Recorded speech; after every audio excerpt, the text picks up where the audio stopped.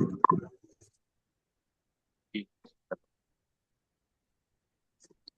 بسم اللہ الرحمن الرحیم۔ خلافت امین کا جائزہ۔ خلافت امین نے 27 یا 28 برس کی عمر پائی، 4 برس اور 7.5 مہینے خلافت کی۔ یہ تمام زمانہ فتنہ و فساد اور خون ریزی میں گزرا، ہزارہ مسلمانوں کا خون بلا وجہ بہایا گیا۔ امین کا عہد خلافت عالم اسلام کے لیے مصیبت و نحوست کا زمانہ تھا۔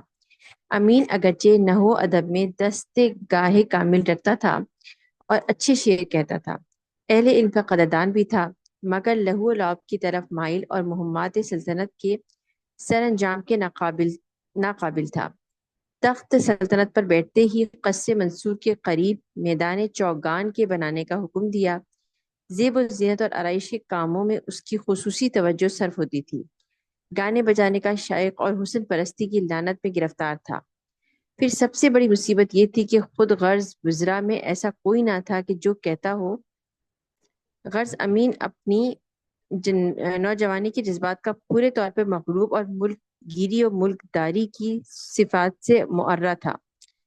فضل بن ربیع جو اس کا وزیر اعظم تھا، خاندان عباسیہ کے لیے اچھا وزیر ثابت نہ ہوا۔ فضل بن ربیع نے ہی توس اور لشکر اور اس سامان کو جو مامون کے پاس ہارون کی وصیت کے موافق رہنا چاہیے تھا، بغداد لانے اور مامون کو نقصان پہنچانے کی نامناسب حرکت سے امین اور مامون دونوں بھائیوں میں عداوت و دشمنی کا بیج بو دیا۔ اتنی سی بات کو غالباً مامون برداشت کر لیتا اور امین اپنی عیش پرستی کے سبب مامون کے در پہ نہ ہوتا، لیکن دوسرا نازیبا کام فضل بن ربیع نے امین سے کروایا کہ مامون کو ولی عہدی سے معزول کرا کر امین کے شیر خوار بچے کو مامون کی جگہ ولی عہد بنایا۔ اس ملک میں سے جو ہارون کی وصیت و تقسیم کے موافق مامون کا تھا، ایک حصہ کتر لینا چاہا۔ عہد نامے کو خانہ کعبہ سے منگوا کر چاک کر دینے کی حرکت بھی امین نے فضل بن ربیع کے مشورے سے کی تھی، جس کا نتیجہ یہ ہوا کہ خاندان عباسیہ کے تمام بااثر اراکین امین سے بدگمان و بددل ہو گئے۔ اگر ذرا غور سے دیکھا جائے تو ان تمام مصائب اور تمام نقصانات کا جو کہ عالم اسلام کو پہنچے، سبب ہارون رشید تھا۔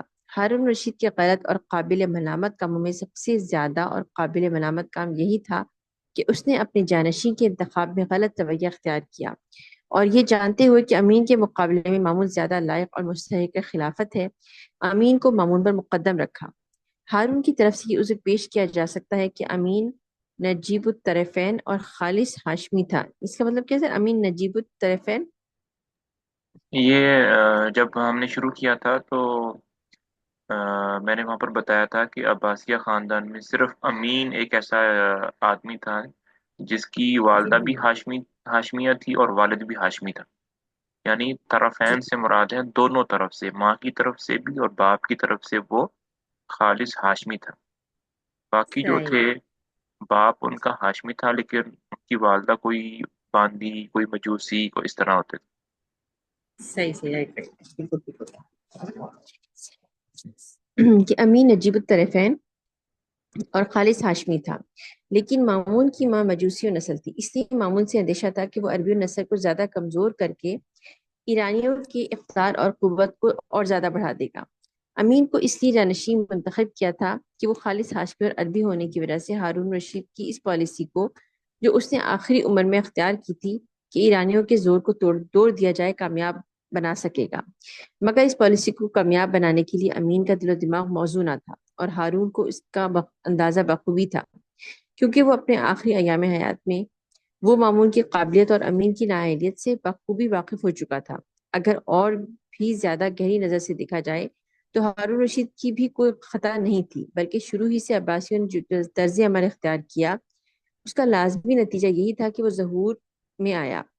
عباسیوں نے اول اہل خراساں کو حصول مقصد کا ذریعہ بنا کر عربوں کی مخالفت کی، اور عربوں کے اثر اور اقتدار کے مٹانے میں ساری طاقت صرف کر کے خراسانیوں کو جو نامسلم تھے طاقتور بنا دیا۔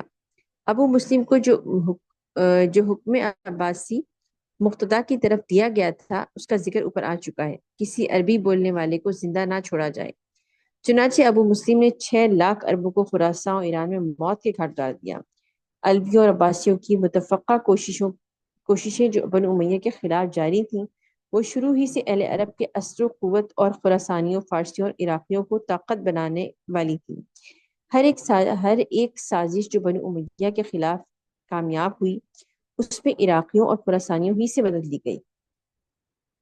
اس سے ثابت ہوتا ہے کہ بنو امیہ کی بربادی عمل میں آئی تو علوی دیکھتے کے دیکھتے رہ گئے اور عباسی خلافت و حکومت کے مالک ہو گئے۔ اب علویوں نے عباسیوں کی مخالفت شروع کی اور سازشوں کا سلسلہ برابر جاری رہا، تو علویوں کو بھی عراقیوں اور خراسانیوں سے امداد ملی۔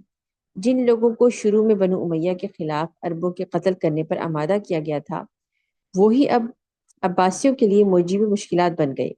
منصور عباسی کے زمانے تک خراسانیوں کا عروج برابر ترقی پذیر رہا۔ صرف مہدی کے چند سال عہد حکومت میں مجوسی نسل لوگوں کی ترقی رکی رہی اور عربوں کی کچھ قدردانی ہوئی۔ ہادی اور ہارون کے زمانے میں مجوسی نسل لوگ برابر ترقی کرتے رہے اور اپنی قوت بڑھاتے رہے۔ ہارون نے اپنے آخری ایام حکومت میں اس بات کو محسوس کیا کہ عربوں کو کمزور کر دینے سے ہم نے خود اپنا بھی بہت سا نقصان کر دیا ہے۔ وہ اس کی تلافی کی در پہ ہوا، مگر اس کو موت نے زیادہ مہلت نہ دی۔ امین کے خلافت میں عربوں کا مرکز قوت امین اور خراسانیوں کا مرکز قوت مامون بن گیا، یعنی امین و مامون کے ذریعے عربی و نسل گروہوں کا مقابلہ ہوا۔ امین چونکہ ذاتی طور پر ناقابل اور مامون کی نسبت زیادہ سمجھدار تھا، لہذا عربی گروہ کو شکست ہوئی اور مجوسی نسل لوگ حکومت اسلامیہ کے مالک بن گئے۔ انہی خراسانی اور مجوسی نسل لوگوں نے مامون کو اپنا بنا کر سلطنت کی مشین کو اپنے قبضے میں لے کر چاہا کہ مامون کے بعد حکومت علویوں کے سپرد کر دے، مگر قدرتی طور پر ایسے اسباب پیش آئے کہ وہ کامیاب نہ ہو سکے اور حکومت و خلافت عباسیہ خاندان ہی میں رہی۔ آخر انہیں خراسانیوں اور نومسلم ترکوں نے زیادہ حوصلہ مند بنا کر خود خلافت اسلامیہ کے تکے بوٹی کر کے الگ الگ اپنی حکومتیں قائم کی، جس کی تفصیل آئندہ باب میں آنے والی ہے۔ خلاصہ کلام یہ ہے کہ خلافت اسلامیہ میں باپ کے بعد بیٹے کے ولی عہد ہونے اور وراثت کے قائم ہونے کی لعنت تمام فاسد، تمام مصائب، تمام معائب کی بنیاد ہے، اور اسی بدعت نے مسلمانوں کو سب سے زیادہ نقصان پہنچایا اور حکومت اسلامیہ کے روشن خوبصورت چہرے کو ہمیشہ گرد آلود رکھا۔ امین کی خلافت کے زمانے کی بدتمیزیاں بھی اس وراثت خلافت کی لعنت کا نتیجہ تھی۔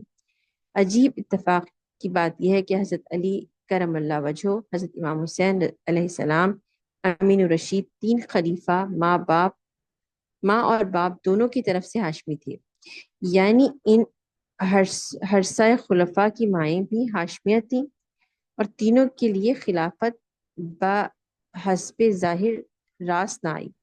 یعنی حضرت علی کرم اللہ وجہہ کا تمام عہد خلافت اندرونی جھگڑوں اور مسلمانوں کی آپس میں لڑائیوں میں گزرا، اور انجام کار ایک شقی نے ان کو شہید کر دیا۔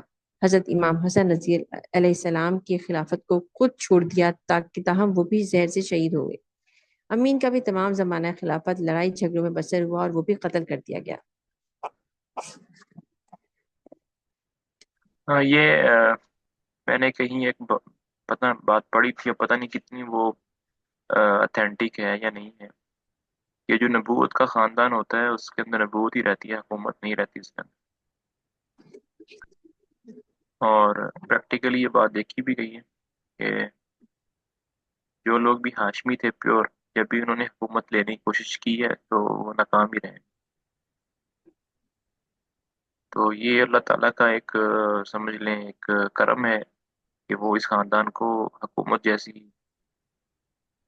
کم تر بات سے پاک رکھنا چاہتے ہیں، کہ حکومت اور چیز ہوتی ہے، نبوت اور چیز ہوتی ہے۔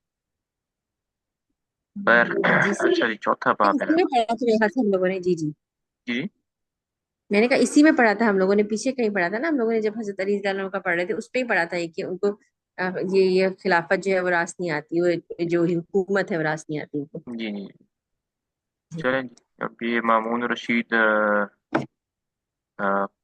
کل سٹارٹ کریں گے۔ اسی زمانے میں امام احمد بن حنبل کا واقعہ بھی پیش آیا تھا، اور ایک بہت بڑا فتنہ پیدا ہوا تھا خلق قرآن کا۔ اس کی وجہ سے امام احمد بن حنبل کو کوڑے بھی لگے تھے اور جیل بھی انہوں نے کاٹی تھی۔ اگر تو ذکر آ جائے گا تو ٹھیک ہے، ورنہ پھر ہم خود سے اس کو الگ سے ڈیفائن کر لیں گے۔ سر اگلی اس میں اب میرے پاس تو دوسری بک سٹارٹ ہو رہی ہے، اس پہ ہے اس کا ذکر ہے؟ اگر ہوا تو اچھی بات ہے، نہ ہو تو پھر وہ الگ سے کر لیں گے، کیونکہ اسی مامون کے زمانے میں ہی ہوا تھا وہ۔ بس ٹھیک ہے سر، ٹھیک چلیں جی، السلام علیکم۔ ہے۔